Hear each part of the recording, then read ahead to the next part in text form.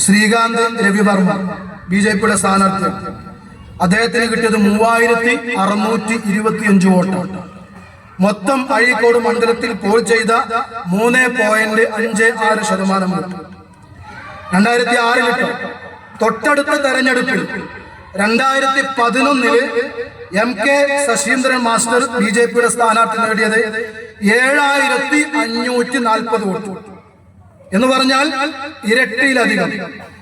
3625 നിന്നും 7540 ബിജെപി 2011 മാറി.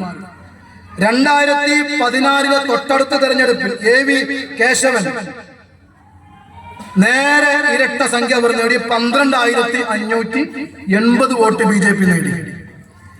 കഴിഞ്ഞ 2021 തെരഞ്ഞെടുപ്പിൽ കെ രഞ്ജിത്ത് മത്സരിച്ചപ്പോ 15741 വോട്ട് നേടി. ഞാൻ പറഞ്ഞു തരാം, അഴീക്കോട് മണ്ഡലത്തിലെ കഴിഞ്ഞ തവണ ബിജെപിക്ക് വോട്ട് ചെയ്ത 15741 വോട്ടർമാർക്കും കൃത്യമായിട്ടറിയാം അഴീക്കോട്ടിൽ ബിജെപി ജയിക്കാൻ പോകുന്നില്ല എന്ന്. അറിയില്ലേ?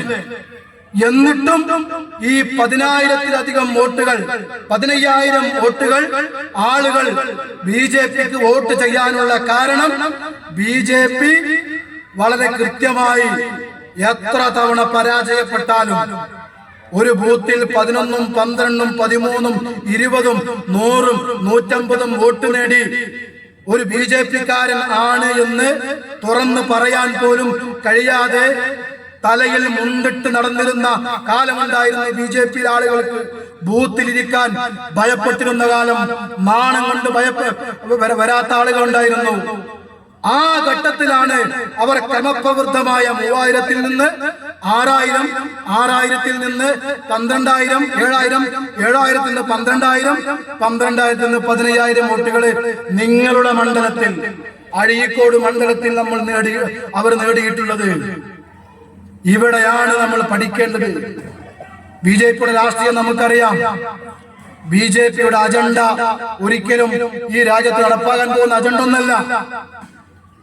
പക്ഷേ അവരെ സംബന്ധിച്ചിടത്തോളം അവരെ രാജ്യത്തിന്റെ മുഴുവൻ സംവിധാനങ്ങളും ഉപയോഗപ്പെടുത്തി എല്ലാ അർത്ഥത്തിലും നമ്മുടെ ബിജെപിയെ കുറിച്ച് പഠിക്കുന്ന സമയത്ത്, RSനെ കുറിച്ച് പഠിക്കുമ്പോ അവർ രാജ്യത്തിന്റെ ഇലക്ഷൻ കമ്മീഷന്റെ സംവിധാനത്തെ ദുരുപയോഗപ്പെടുത്തി എന്നുള്ളത് യാഥാർത്ഥ്യമാണ്.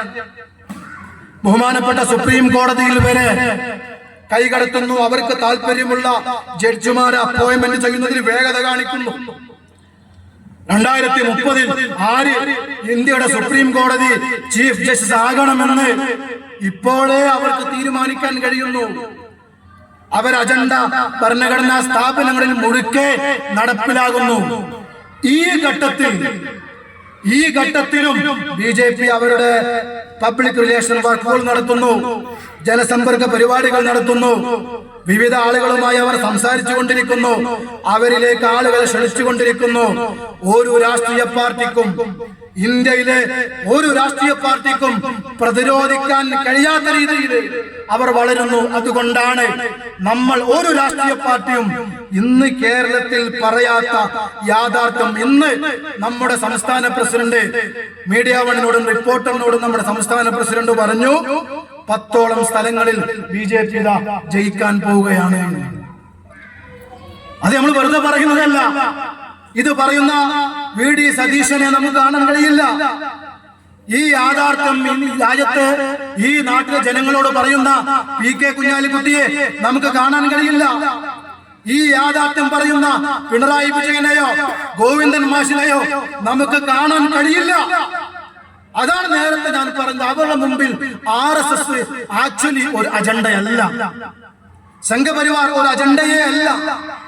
ഇപ്പോ കോൺഗ്രസിന്റെ സാഹചര്യം നമുക്കറിയാലോ. കഴിഞ്ഞ ലോക്കൽ ബോഡി തെരഞ്ഞെടുപ്പിൽ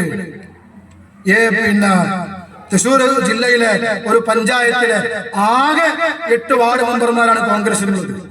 ആ 8 വാർഡ് മെമ്പർമാരും ബിജെപിയിലേക്ക് പോയി. എങ്ങനെയാണ് 30 നിയമസഭാ മണ്ഡലങ്ങളിൽ കേരളത്തിൽ BJP ജയിക്കാൻ പോകുന്നത് എന്ന് കെ സുരേന്ദ്രൻ പറഞ്ഞത് എന്ന് നമുക്ക് യാഥാർത്ഥ്യം മനസ്സിലാക്കാൻ കഴിയും. CPM-ന്റെ കയ്യിൽ നിന്ന് പിണറായി വിജയൻ അവസാനിക്കുന്നതോടുകൂടി ആ പാർട്ടിയിലെ വലിയൊരു വിഭാഗം BJP-യിലേക്ക് ഒഴുകാൻ സാധ്യതയുണ്ട്. അത് കുഞ്ഞാലിക്കുട്ടിക്കോ VD സതീശനോ ഗോവിന്ദൻ മാഷിനോ പ്രതിരോധിക്കാൻ കഴിയില്ല. ഇന്ത്യയിൽ BJP വരും എന്ന് നമ്മൾ പഠനത്തിന്റെ അടിസ്ഥാനത്തിൽ ഈ നാട്ടിലെ ജനങ്ങളോട് യാതൊരു രാഷ്ട്രീയ താല്പര്യവുമില്ലാതെ നമ്മൾ പറഞ്ഞിട്ടുണ്ടെങ്കിൽ ഈ തെരഞ്ഞെടുപ്പിൽ BJP അധികാരത്തിൽ വരാൻ പോവാ. ആ പശ്ചാത്തലത്തിൽ വേണം നമ്മുടെ സംസ്ഥാന പ്രസിഡന്റിന്റെ നിലപാടിനെ നമ്മൾ കാണാൻ. അതുകൊണ്ടാണ് മഞ്ചേശ്വരത്ത് BJP ജയിക്കും എന്ന് നമ്മൾ മനസ്സിലാക്കിയത് കൊണ്ടാണ് LDF-നോടും UDF-നോടും എന്ന് പറഞ്ഞാൽ കോൺഗ്രസിനോടും ലീഗിനോടും CPM-നോടും നമ്മുടെ സംസ്ഥാന പ്രസിഡന്റ് പറഞ്ഞു, നിങ്ങൾ എല്ലാവരും ഒന്നിച്ച് ഒരു സ്ഥാനാർത്ഥിയെ നിർത്തിയാൽ ഞങ്ങൾ അവരെ പിന്തുണയ്ക്കും, ഞങ്ങൾ മത്സരിക്കില്ല. നമ്മളെ നിലപാടാണ്. പക്ഷേ സ്ഥാനാർത്ഥിയെ നിർത്താതെ നിങ്ങൾ വേറിട്ട് മത്സരിച്ച് BJP-യെ ജയിപ്പിക്കാനാണ് തീരുമാനമെങ്കിൽ SDP-യും മത്സരിക്കും. പിന്നെ BJP-യെ തോൽപ്പിക്കാൻ ഇന്നല്ലെങ്കിൽ നാളെ കഴിയുന്ന ഒരു രാഷ്ട്രീയ പാർട്ടി ഉണ്ടെങ്കിൽ അത് SDP-ഐ മാത്രമായിരിക്കും എന്ന് നമ്മൾ പറയുന്നു. ആ മെസ്സേജാണ് കൊടുക്കുന്നത്. നമ്മൾ മനസ്സിലാക്കേണ്ടതുണ്ട്, നമ്മുടെ ഒരു രാഷ്ട്രീയത്തെ കുറിച്ച് നമ്മൾ BJP-യെ തോൽപ്പിക്കുക എന്ന് നമ്മുടെ വളരെ പ്രധാനപ്പെട്ട അജണ്ടയാണ് എന്നതുകൊണ്ട് BJP ഒരു തെരഞ്ഞെടുപ്പിൽ തോൽപ്പിച്ചത് കൊണ്ട് BJP ഇല്ലാതാവൂല. കോൺഗ്രസിനും CPM-നും മുസ്ലിം ലീഗിനും BJP ഇല്ലാതാക്കാനുള്ള അജണ്ട ഇല്ലെങ്കിൽ ആ സ്പേസിലേക്ക് കാത്തുനിന്നാണെങ്കിലും നമുക്ക് കയറിയേ പറ്റൂ. അതുകൊണ്ടാണ് നമ്മുടെ പാർട്ടി ഇപ്രാവശ്യം പരമാവധി മണ്ഡലങ്ങളിൽ മത്സരിക്കാൻ തീരുമാനിച്ചത്. അത് നമ്മുടെ പ്രവർത്തകരുടെ കേവലമായിട്ടുള്ള വികാരമല്ല എന്ന് ഞാൻ വീണ്ടും പറയാൻ കാരണം അതാണ്. നമുക്ക് വളരെ കൃത്യമായ ബോധ്യമുള്ളത് കൊണ്ടാണ്. ആ ബോധ്യം നമുക്കുണ്ടാകും. നമ്മുടെ പാർട്ടിയുടെ നേതൃത്വങ്ങൾക്കുണ്ടാകണം, പ്രവർത്തകർക്കുണ്ടാകണം, നമ്മുടെ കുടുംബങ്ങൾക്കുണ്ടാവണം, നമ്മുടെ നാട്ടുകാർക്കുണ്ടാവണം, ഈ നാട്ടിലെ മുഴുവൻ വോട്ടർമാർക്കും ഉണ്ടാകണം. ഈ യാഥാർത്ഥ്യ ബോധം അവഗണിച്ചുകൊണ്ട് മുന്നോട്ട് പോയാൽ നമ്മുടെ രക്ഷക്കെത്തുമെന്ന് ആരെങ്കിലും നമ്മുടെ രക്ഷക്കെത്തുമെന്ന് നമ്മൾ പ്രതീക്ഷിക്കുകയേ വേണ്ട. അതുകൊണ്ടാണ് നമ്മുടെ പാർട്ടി ദീർഘവീക്ഷണത്തോടു കൂടി മത്സരിക്കാൻ തീരുമാനിച്ചത്. അതുകൊണ്ടാണ് ഒരു തെരഞ്ഞെടുപ്പ് കൺവെൻഷൻ തന്നെ ആണ് യഥാർത്ഥത്തിൽ നമ്മൾ ഇപ്പോൾ നടത്തുന്നത്. ഒരു ജനകീയ കൺവെൻഷൻ പിന്നീട് നമ്മൾ തീരുമാനിക്കുമെങ്കിലും